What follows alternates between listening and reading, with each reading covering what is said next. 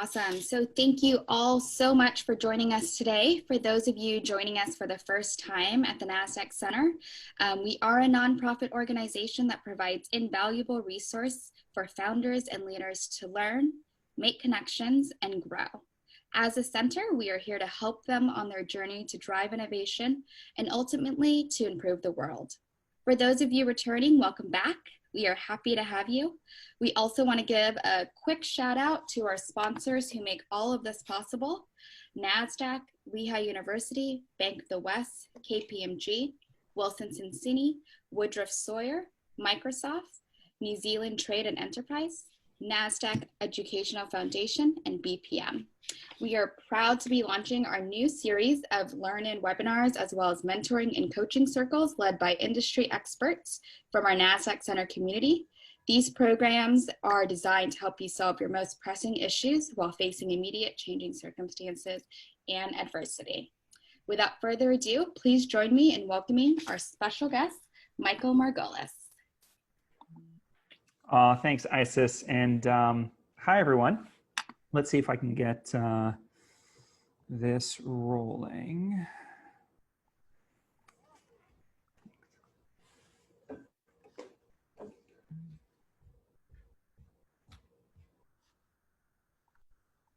Okay, awesome.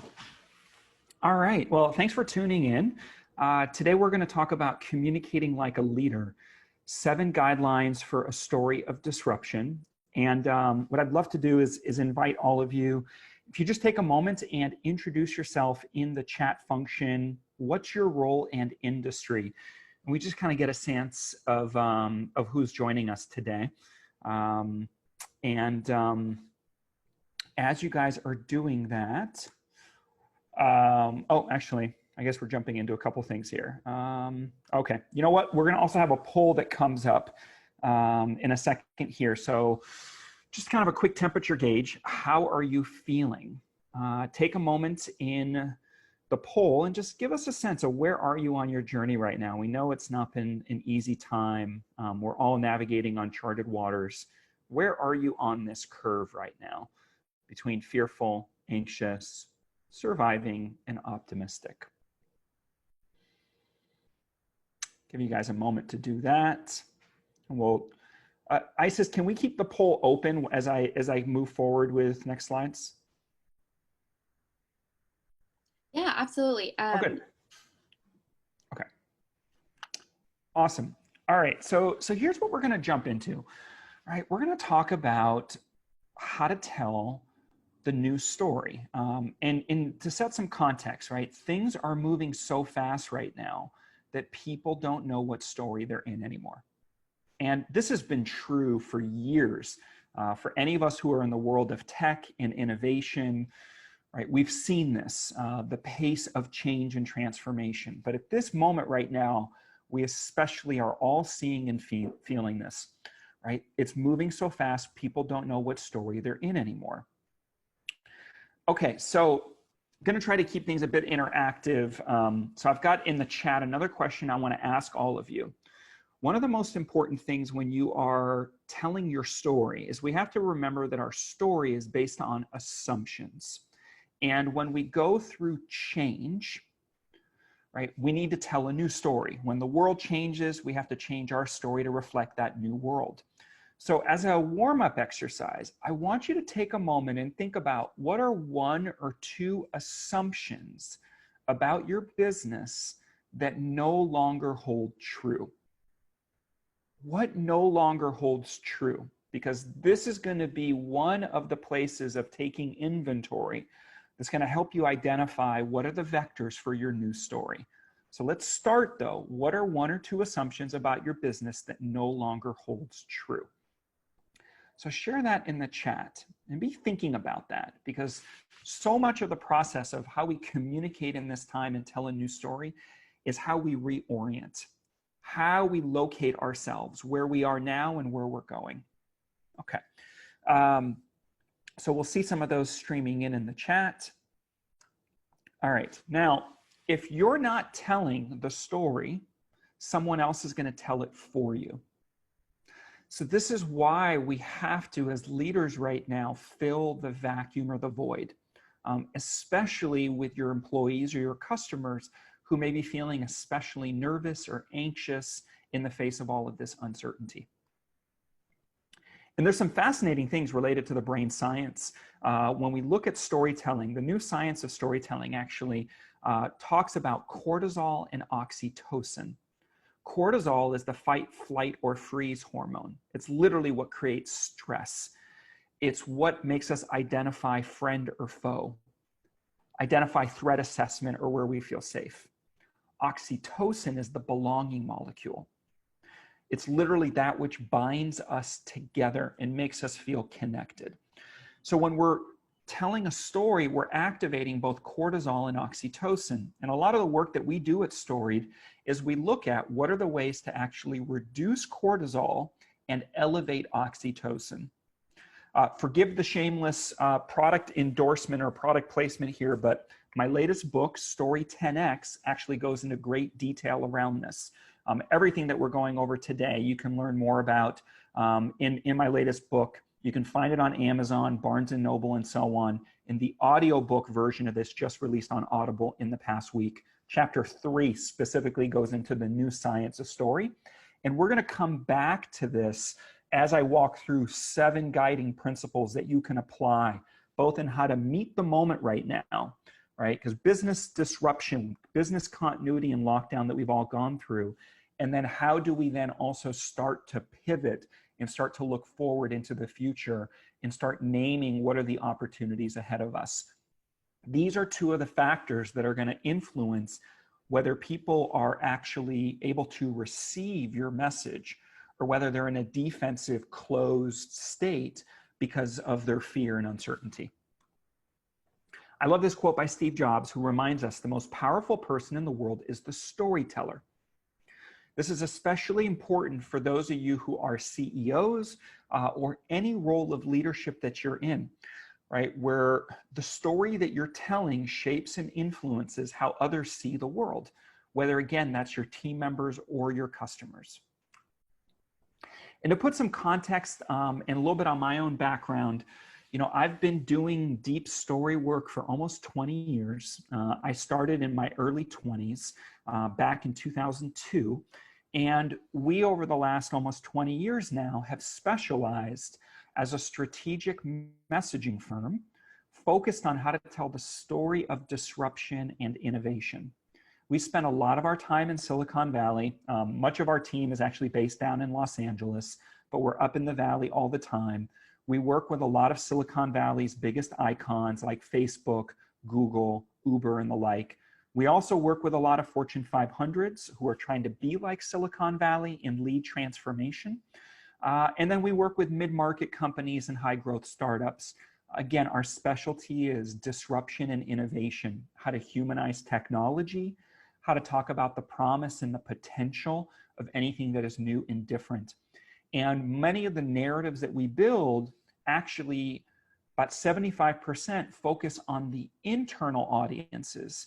So how do you present your vision and strategy if you need to communicate up to your management team or the executive board, if you're in front of investors, if you're trying to improve cross-functional collaboration, especially across product design and marketing, as well as other functions, or ultimately things like go-to-market and other types of things that will actually reach your customers. But we take a very inside-out approach to how we work with narratives. These are just some of the kinds of clients we've worked with in those 20 years. And again, some of the stuff around narrative, this really becomes a strategic management rubric, right? Everything is story. This is what we do. It's the single point of truth that you're focusing people's attention on, where you're creating alignment and cohesion, whether it is vision and strategy, whether it's the product roadmap, whether it is B2B sales, whether it's an all hands meeting, an investor pitch, go-to-market messaging, and so on. And the challenge is things are moving so fast right now that the half-life of our previous narrative is shorter and shorter. So we're all going to need to be communicating a new story. So this is what we're going to dive into. All right, before I get into the 7 principles, kind of want to remind us, as Maya Angelou does, the times that we're in right now, people won't remember what you said or what you did. What they will remember is how you make them feel.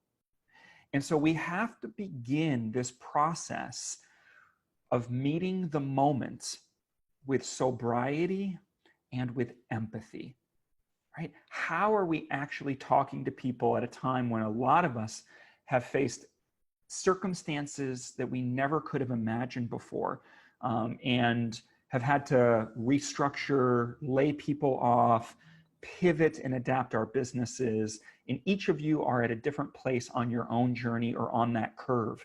And so we'll talk about that as well.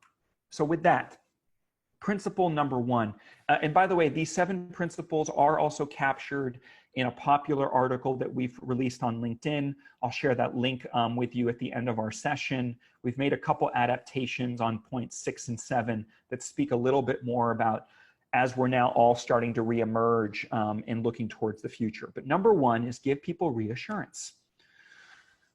We often forget, to start with the positives.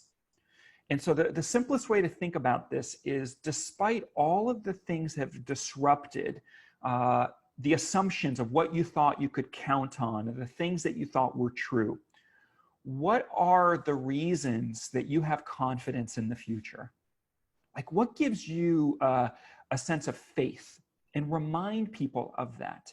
Like, these are the things that are at the core of your business or organization that stand the test of time, or that are going to be the reasons why you are born or made for this moment as a team, as an organization. Remind people of that, where your conviction stands or comes from.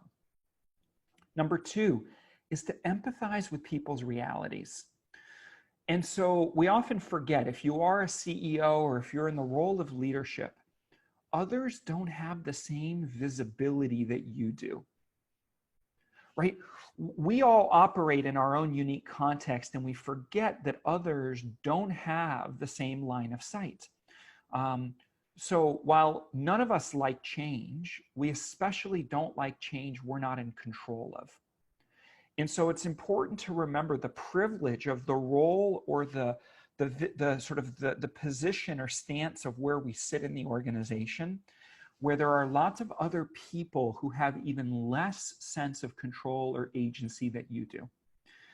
And so for us not to underestimate the vulnerability that our people might be feeling, and what are ways that we can demonstrate how much we care about our employees and our customers, and ways you can be generous. Many of us are giving people free trials, offering things that are easy, that have a low marginal cost of delivery, but can meet people in a time of need.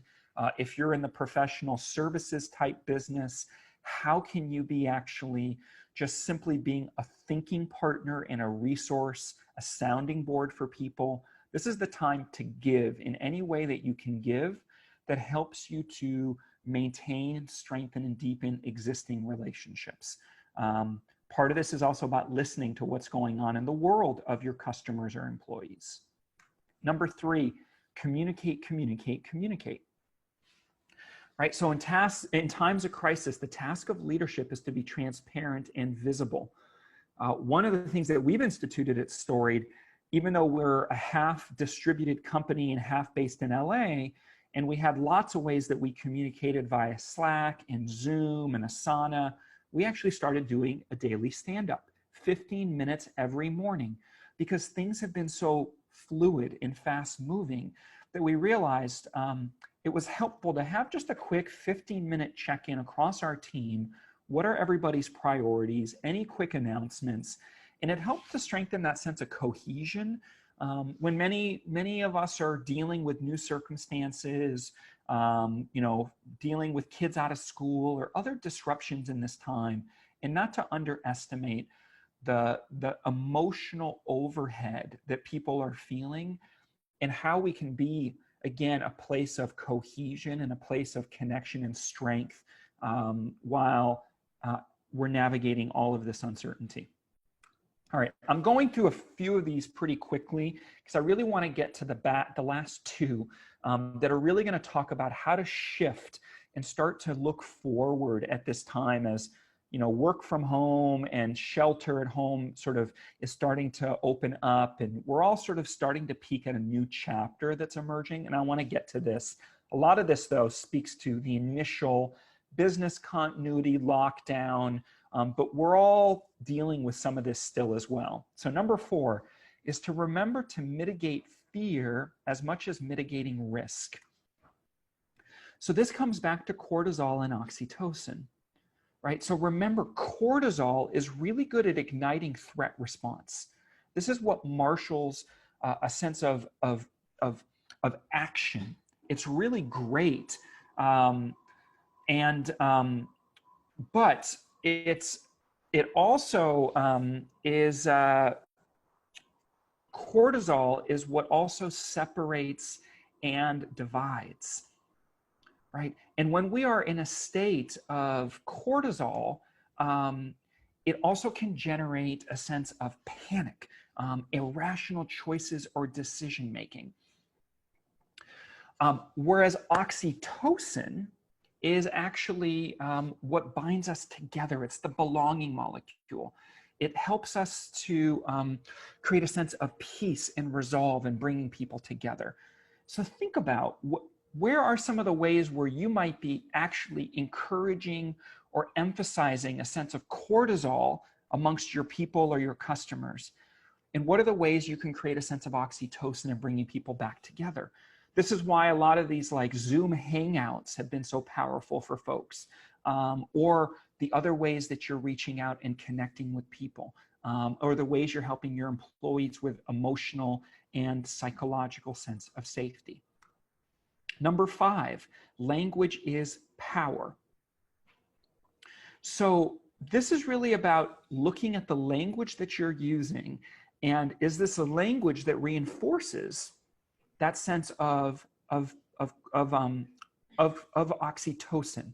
So celebrating what's possible, the potential and the opportunities of this moment, versus focusing on what's broken, what's wrong, what needs to be fixed, right? We've all faced in this time period an awakening of the stress test, basically identifying what are all of the weakest components or systems within our business. It's been a sobering time for many of us. Yet as you go about working on addressing those, I encourage you to talk to people about how can we make things work even better? Because when we start with and we focus on what's wrong, what's broken, what needs to be fixed, we often forget that our audience is complicit, if not responsible, in those problems. This is what we're seeing in the world of politics, amongst many other areas, right? And why we start shouting past each other, because even though you think it's a problem, you may not have shared problem definition. And others think that the way things aren't so bad. So this is some of the power of language that we want to be aware of and sensitive to. All right, with that, let me really dive into number 6 here. We're going to spend some real time on this, which is about naming the future. So you may want to write these down or take a little screenshot of this. This is something that we've gotten a lot of really positive feedback on, because, you know, we've gone from having to name the present moment, right? Meeting the moment with sobriety and empathy. And now we want to start to name the future. What comes next? This is the time and the place so many of us are in right now. And how do you name the future when you don't have visibility or line of sight yet with confidence and clarity of what's going to happen? You might have some early signals, but we're all at different stages of really understanding. Plus, we have the fears of the second wave, the third wave. There's many ways this could go. You may have some clarity on what Q2 is going to look like, but we don't necessarily have clarity on what Q3 or Q4 is going to look like yet. So with that in mind, we need to bring a lean startup mindset of how we approach naming our assumptions and what are the things that we can actually bank on to create what we call an undeniable story. That's a story that's basically difficult, if not impossible, to reject the underlying premise. So number one, constants. What remains the same? What are the enduring truths related to your business or your work? No matter what has just happened, the things that remain the same, right? And no matter what happens next, what's going to remain the same? Another way you can explore and unlock this is to think about relevance. How do you describe what you offer in a way that is seen as essential or must have? Think about your own process over the last couple months. How many of you have canceled a software as a service subscription that, sounded like a great idea, and it's just 30 bucks, 60 bucks, 100 bucks a month for your business, but at a time when we've all needed to reduce OpEx, you reviewed what was most essential and you realized, you know what, we can live without this. We've all done this. Or other areas and expenses that we've learned maybe isn't as important as we thought. So equally, we're all under the gun with our work, our business. How do we describe what we do as essential or must have? In the case of Storied, we understood and believed our core thesis was everybody's going to need a new story. And to be honest with you, we experienced the same massive level of disruption that many of you had. We had 95% of our booked income and revenue for the next 4 months completely disappear in March. And we prepared for winter. And we've actually been surprised in the last 7 or 10 days of having an incredible surge in demand for our services, where we now have actually more business for Q2 than we did even before COVID happened. And we feel very blessed for that, but it's because the work we do is seen as essential, and we've been communicating that to our sales pipeline, right? And we haven't been going after new leads. We haven't been cold calling. Instead, we've been working with and interacting with our existing relationships, our longtime customers, and those we've been in conversation with for a while. And as they're coming out the other side, are realizing, whoa, we need a new single point of truth. We need a new story that we can align to and how we communicate that to our employees and our customers. So for you, thinking about your audience, is there a shift in who's going to be most receptive to see your products and services as essential or must have? In our case, no surprise, what we have seen is a huge surge for our services in big tech, in pharma, in software focused on business productivity, right? So it's industries that are experiencing a huge surge in demand, who in turn have a need for communicating their new story. Another example from one of our clients back on the essential piece, they're in the video conferencing space. And what they realized, they were early on that curve 6 months ago. It's actually the folks at Dolby, and they rolled out an API platform that was for video conferencing, really amazing product. But they were having to educate people in telemedicine and online education and so on. And then COVID happened. And now they're positioned to offer video as core infrastructure. But they've had to reinforce that messaging, right? For those who actually want a customized, personalized, white label video conferencing solution that can be embedded into any tech, product app or UX experience. Okay, so those are the first three. Let's get to number 4. This is actually one of the biggest, really cool concepts I love to explore with you, which is this idea of emergence. And it comes from a conversation that I had with a buddy of mine, who his name is David Logan. He wrote the book Tribal Leadership. And he once said to me, Michael, the definition of a prophet is someone who describes the inevitability of values-based change.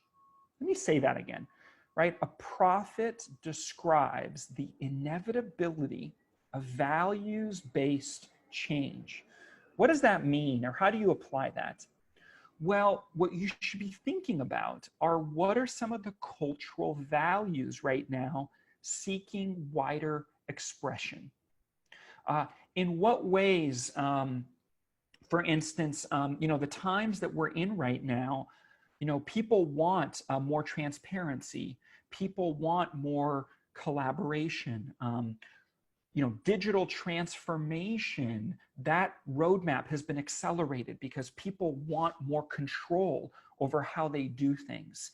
What are the underlying values at the core of your product or service that you help express in the world?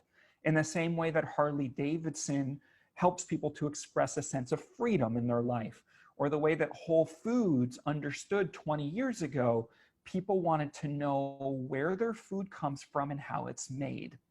So if you can name and identify a cultural value that is at the core of your product or service offering that people want more of in this time, right? Bank on that, because that's inevitable. That's where the world is going, and your product or service becomes the platform for that expression, right? One of the things for us is we understand that storytelling's been democratized, and that there is a desire for more transparency and a greater sense of identity of what's the future, and how we talk about it and create it. This is why people are doing more time working on strategic narratives and how they tell the story inside their organization. All right, lastly, number 5, new vectors. What's possible now that wasn't before? This is the power of disruption. Right? There are things that open up, and you want to be naming those first for your own team internally, and then also expressing those to your customers out in the marketplace. Okay, I know that was a lot to take in. I've got one more for you, and then we're going to move into some Q&A. And let's see. All right, we're doing good on time. Awesome. So number 7 is to remember, especially in this time of COVID and this disruption, is that everyone is a leader. This idea that only one individual has all the answers. Well, all we need to do is watch one of our presidential briefings to clearly get that that doesn't work, right? Instead, what we're seeing is the power of the people and how all of us in our own individual lives have been looking at, how can I step up? Whether that is how I show up in my family, how I show up for my team, how I show up for my neighbors, right? And this is an opportunity for you to democratize and distribute leadership, right? Everyone is a leader and everyone is a storyteller. And it means we also need to learn to trust our people and ourselves by giving up more control. So these are some of the themes that we're seeing, and how do you communicate at this time of disruption? And kind of in summary, start with the positives. Let's reinforce cohesion and connection. Let's be humble and be human. Transparency is king. Finding a place of conviction, identifying the new possibilities and the vectors for the future, and for us to personalize, to narrate the journey that we're on for people. All right, so let's come back to a poll, and then we're going to open it up to Q&A. Where are you on this curve, right? We're each on our own journey, our own wave of the story of COVID and its disruption. So are you still in the place of stopping the bleeding? It's okay if that's where the reality is. Are you more so just, okay, we're holding on for now, but in a month or two, boy, are we really on the edge? Are you a little further along, like disruption's my middle name, bring it on? Or are you at a place where you're responding to surge demand and busier than ever? So let's hear from a few of you. And this will give us, okay, we got a few of you guys, disruption's your middle name. I dig it, disruption's my middle name too. And let's now open it up to Q&A. And Isis, what's the best way for us to manage that? Do we take the Q&A feature? Can we have people raise their hand and unmute? I'm going to let you facilitate, if you don't mind, Isis, and just serve up questions or maybe read those to me, whatever the best way do you think for managing this. Awesome. Yeah. So folks who are joining us, there is a Q&A button on the bottom of your screen here. If you want to go ahead and type your question in there, we'll be able to track what's been answered. And Michael, you'll be able to take a look at that at the bottom of your screen here. Awesome.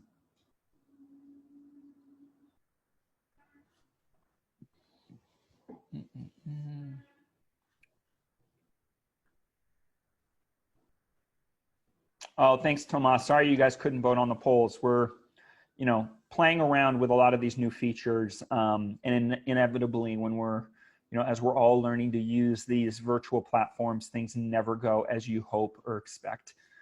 But what other questions do you have? And maybe Isis, while we're waiting for people to type some in, I don't know if you or anybody else on the team has a question as a follow-up to this, just in response to a lot of the stuff that you guys are supporting and promoting with entrepreneurs across the NASDAQ community. Michael, I've got a question. It's Danielle. Yeah. Oh, great. Hi, Danielle. We got a great question on one of our, hi all, I work with Michael on the story team. We had a really great question in one of our past webinars that I think is worth resurfacing. Yeah. But the question was, how do you start developing this new story or building a new future when you are speaking to audiences that are living in very different realities? Mm-hmm. That particular person was speaking about, like, I have customer base in New York City and their reality feels very different than people who are living in Florida.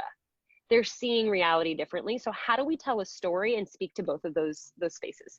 Yeah, absolutely. I remember that example and how, those of you who are working nationally across multiple different states, as we've all seen by watching the news, there's, different levels of consciousness, awareness, or perspective about COVID and what sort of public policy choices or human behavior choices people should be making right now.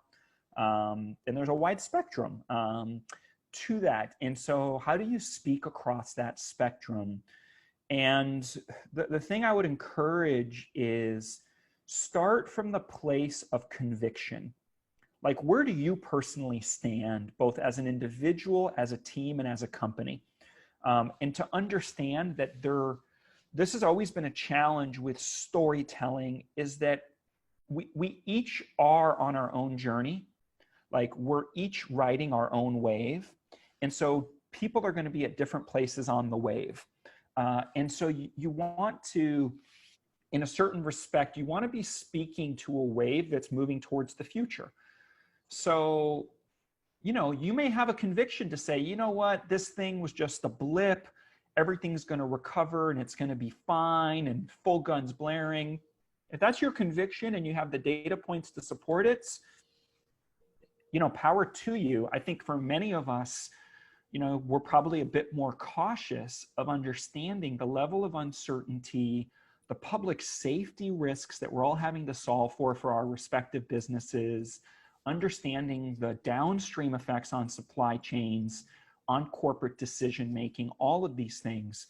And I think from that perspective, Danielle, the key is to speak to the future of, like, what's the next chapter that's coming that offers people hope, opportunity, and potential, balancing it with compassion, with empathy, where, look, we're not in anybody else's shoes. And there's a lot of hurt and suffering that's happening out there, whether it's someone who's been laid off and is struggling to pay the bills, whether it's an executive or a company that's, that's navigating a really complex situation and having to make choices between the unthinkable. I love to say suffering is not a contest, right? Which basically means we can't discount or underestimate that somehow some people suffering is worse than others. Suffering just sucks across the board. And how do we have compassion for people for whatever they're going through? And how can we offer hope, promise, balm, reassurance in whatever way that we can? Let's see, some other questions here.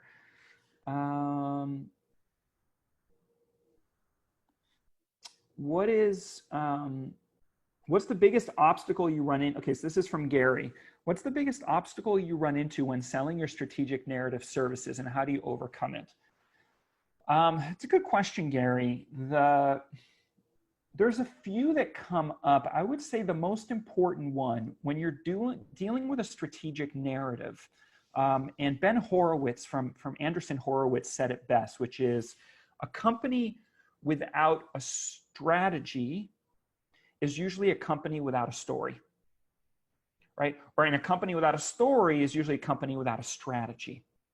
Meaning that strategy and story are so inextricably linked. So what's the implication of that? If you're going to work on the strategic narrative, it requires sponsorship and involvement from leadership. And it could be sometimes, you might be, you might be working in the marketing function. So it could be you just need the sponsorship and leadership of your CMO or your director or VP level who really owns, and has a sense of ownership over the roadmap. Same with a head of product or head of design. So we've had a lot of success working at the functional discipline level. We've also had success working at the C-suite level, although much of our C-suite level work is usually more so with a mid-market company, where like we recently helped one company that grew from 300 employees to 2,400 employees in 3 years. They grew through acquisition and they needed a new corporate narrative. At that level, we could work with the CEO, the SVP of marketing, the head of people, and a couple other key stakeholders, head of sales, and create that sense of cohesion and alignment. When you're working at the Fortune 500 level, and we work there as well, there's so many more layers of politics and interference in that matrix that can make that process much harder. So the biggest challenge to doing strategic narrative work is sponsorship. And having people involved in the process that have a sense of agency, where people have a sense of, wait, we have permission to be telling the story. And then as leaders, we have to model and distribute that sense of permission down the line. So you want to make sure that you're like your core or your functional leads, if you're the head of something, that they have a sense of permission. And then ultimately, at the end of the day, once we've sold our services and we do what we call a story sprint, it's usually a 90-day process, sometimes 60 days. But then the other acid test is that your story is only as powerful as how much people accept it as their truth. So you can't underestimate, Gary, the process of socialization, buy-in, engagement, testing and validating the narrative, inviting people into the process a little further downstream so people can develop their own personalized relationship to the new story. Those are two of the most critical places on the front end, and then on the execution and dissemination side where we often see things are most at risk or can go off the rails. Great question. Let's see here. I'm looking at my second screen here. Another question. Okay, here's a great question from Julia. You mentioned not focusing on what needs to be fixed. If someone is concerned about addressing something that is broken or brings it up, how do you avoid without making it seem like you aren't aware of the issue or want to fix it? Great question, Julia. So we talk a lot about this actually, in the book and in my keynotes and other trainings, which is we've all been taught to lead with problem solution. I'm not saying you can't name or discuss the problems. It's simply the art and nuance of how you present the problems. And so instead of starting with the problem, start with the possibility, right? Get people excited about the future you're trying to create. Identify shared motivation where we go, oh yeah, I want that too.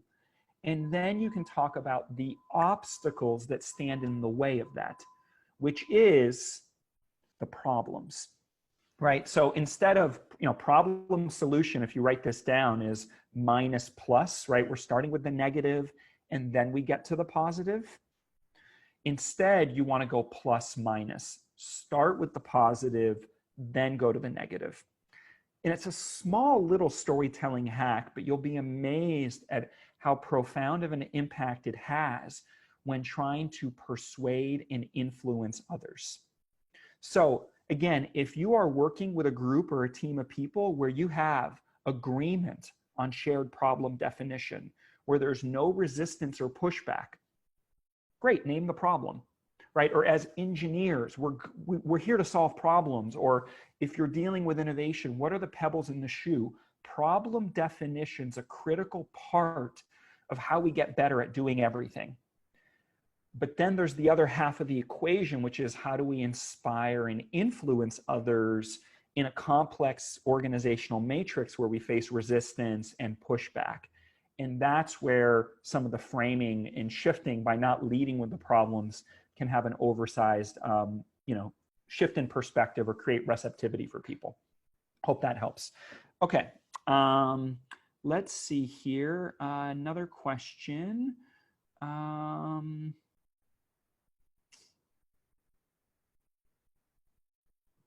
All right, so here's a cool one. You mentioned a news story, and I believe there's a wrinkle to the semantic. As a screenwriter, the most valuable lesson I've learned is don't write a great news story, write story great in a new way. Campbell and Young influence. So Joseph Campbell and Carl Jung sort of influencing you. So COVID-19 is the beginning sequence of Act 3 of a story begun the afternoon of 9/11. From a technical perspective, we'd be wise to relearn old lessons. Outside of the brain chemicals, what's the new science? All right, so a few things. First of all, it's in the book. Sorry, I got to do the shameless self-promotion. Chapter 3 and Chapter 5 go really deep into this, but I'll give you guys a couple previews. Number 1, classical storytelling is hero, victim, and villain. Right? And in tech marketing, right, the common parlance, which is great, is make the customer the hero of the story. That's actually really smart advice, as opposed to making your brand the hero or making the technology the hero. Make the customer the hero. Okay, so that's the hero. But now let me ask you, who here wants to be the victim or the villain? Right, so there's a way with classical storytelling, when we build a hero, victim, villain story, we tend to reinforce this us versus them, opposing forces. And part of what we describe in the book and in all of our work is that actually there may be a new path forward. There's a way that you can present conflict, but in a manner that is not villainizing others, but instead is actually speaking to the internal conflict between the desire that the character or your hero has and the challenges or the paradox, the dilemma that they face. So that's one example, and the nuance of that is further described in the book. Another piece of the new science is simply the power of mirror neurons and the way that actually the stories we tell, when we tell a really powerful story, it literally, we start activating parts of the brain within our audience. So at different times in our presentation today, you may have felt something or seen something. And in my, look, in all of my own imperfections in today's presentation, there might be moments where you might have sort of stepped into a new future. You might have felt something that mirrored what I was evoking or speaking to. That's the power of mirror neurons. And we don't spend enough time, again, minimizing cortisol and elevating oxytocin. And we're at a time right now where we're overwhelmed with kind of who's our people, what tribes do I belong to? There's a lot of divisiveness in part of our public rhetoric right now, or are overwhelmed with social media. The other side to it is we're all experiencing a surge of how we're using social media and these technology communication tools to feel closer and connected with people. So it's really exploring that territory, and that a lot of this is just about tone. And are we giving people a story that is worth living into? And too often we tell a story about what's wrong and bad in the world, as opposed to celebrating what's right and what's possible. So those are some of the things to your question that we dig much deeper into in the book. But I hope those give you some positive seeds for everyone. Okay, Melina Jones has a question. How can we position expectations internally when it comes to storytelling? When it comes to storytelling to a demographic segment of our market that has experienced deep generational trauma, thus augmented distrust even pre-COVID or opposition to change. Yeah, great. So great question, Melina. And you know, when you're working with an audience that already is operating at a trust deficit, you got to double down on oxytocin. You got to double down on giving people, number one, a place to come together, two, a way to release the steam valve of anger, resentment, disillusion, right? We have to meet people where they're at with sobriety and empathy. So what's an act of helping people kind of move through their emotions so that you can create the space for actually drawing people into the new? What are the new possibilities and opportunities that come with this? And you better be able to name them. Too often, you know, I started my career in the social change world, very passionate about that work. Too often in the social change world, we sort of just look to our constituencies to name the future for us. That is an abdication of our own leadership. If you as an organization have a leadership role in your sector, in your category, name the future. Have a point of view about what is possible, what excites you, what are you seeing? You know, we all have signals of this, of, you know, here's what's been happening in this community, or here's how these organizations are having impact. You need to elevate those stories and talk about how can that be more distributed and shared out. Sort of in the way that, you know, William Gibson once said, the future already exists, it's just not widely distributed, right? So name where it exists and then have a conversation of how do we share this more widely, provide more access, more equity, and so on. But you got to have a story worth telling. And this is something we often see in the world of nonprofits, and social change is, you know, there's a story about what's wrong, what's broken, what needs to be fixed. And you have a huge opportunity to actually sell the dream of what is possible. All right, just checking in on time. How are we doing? We have about 5 minutes, Michael. Okay, let's see. All right, you know what? Let's cover this great question by Elisa Feinstein here. You know, I have a lot of compassion. Her question here is, I really love all the ideas. I would love to retool this for folks who are trying to tell their own professional story, as there are many of us who are currently in between jobs. Really feel for you, Elisa, and you're absolutely right. This is a time for many people to go through career reinvention and having to tell your own personal story. I've been chronically unemployable my entire life. I've never had a real job. I've gone through multiple cycles of ups and downs and of recreation. And it's a vulnerable time for many of you if you are in a job or career transition. So a couple things there. We do have an online course called The New About Me. It actually teaches 7 steps for your about page story, basically how to talk about yourself online without sounding like a wanker. But 7 steps to writing your professional bio, your LinkedIn profile, and so on. And if you do buy the book, we actually have a discount code in the back of the book where you can get that course for $47. So I just want to put that out there. But some of the things that you want to, the kind of the principles of how you apply this at a personal story level, Elisa, is remember the following: before any business meeting, you've been Googled.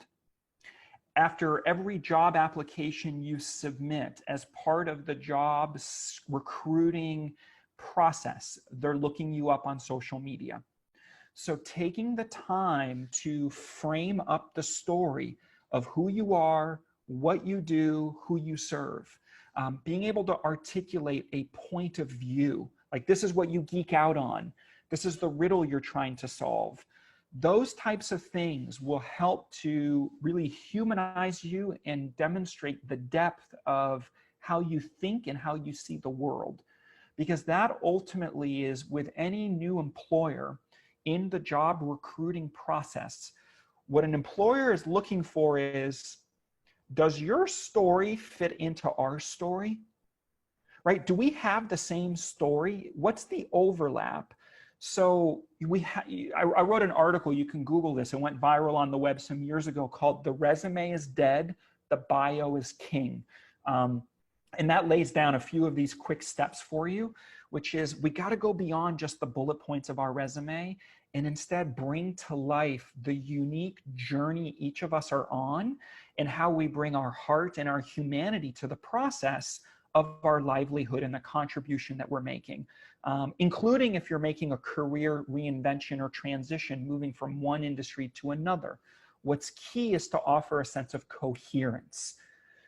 Help people connect the dots and why you're shifting from one industry to another sector, and so on. So look up that article, "The Resume is Dead, the Bio is King," or if you want, check out the book, and within that too, in the back, you'll then get a big discount. It's usually a $300 program you can get for $47 as a bonus within the book. So, okay, with that, let me just switch over to just a couple last closing points.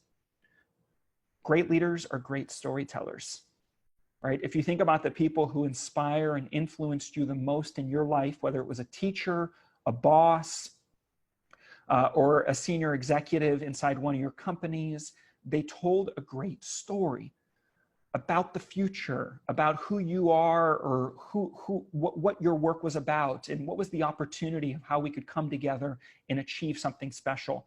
Might have been your high school football coach. There are so many people around us, but those who inspire and influence us are great storytellers. All right, some resources. These are some of the articles, some of our most recent articles on LinkedIn.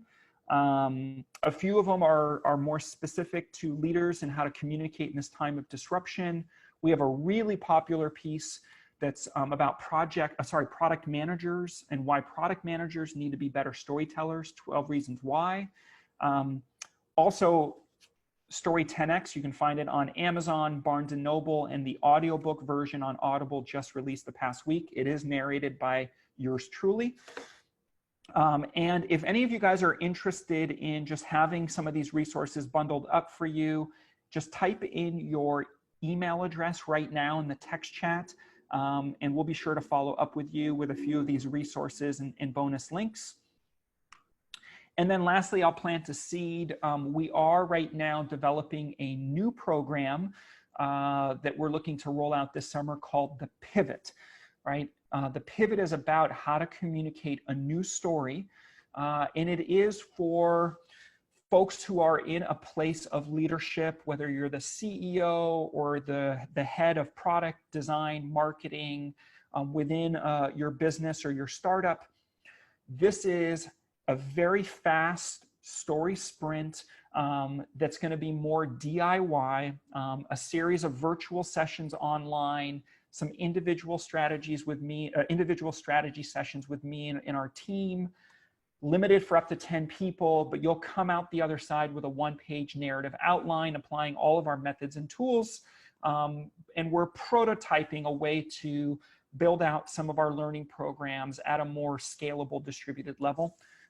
We're probably not going to roll this out officially till the summer, probably even not till July. But if you're interested in this, another reason to just type in your email address and we'll send you more information about this. It will be priced at a very affordable level of just a couple $1,000 as opposed to the work we do inside some of our larger enterprise clients that are 10x and 100x those price points. But we're looking at ways we can put more of these methods and tools out into the marketplace and support more people where everybody's going through disruption and needing to communicate a new story. So those are a few resources. If you guys want to connect further, here's my contact information. Also, Danielle, our Director of Strategy and Communications, her email.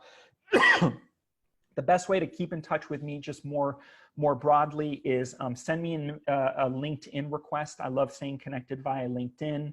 And yeah, you can find more about us at getstoried.com. And I think that takes us right to the top of the hour. Amazing, Michael. Thank you so much for your time and insights. We are so appreciative. I'm sure the community is appreciative. I can hear the chats here. Thanking you for your time. Yeah. Again, Michael has his contact information here. Danielle's is listed here as well. If you want to get in contact with them, we will share your emails with them so they can get in touch with you. Thank you all so much for joining us. And Michael, thank you so much again. Oh, you're welcome. Everybody out there, this is the time, right? It's like, if you're not telling the story, someone else is going to tell it for you. And in times of disruption, it means the story is up for grabs. So why not step into that void and tell the bigger story? That's the invitation for every single one of you. And by being the storyteller, you can influence and impact and serve so many more people at this time of need. So thanks for tuning in, everybody. Please stay in touch. Check out our learning resources. We're cheering you on and here to support you any way we can. Take care, everyone.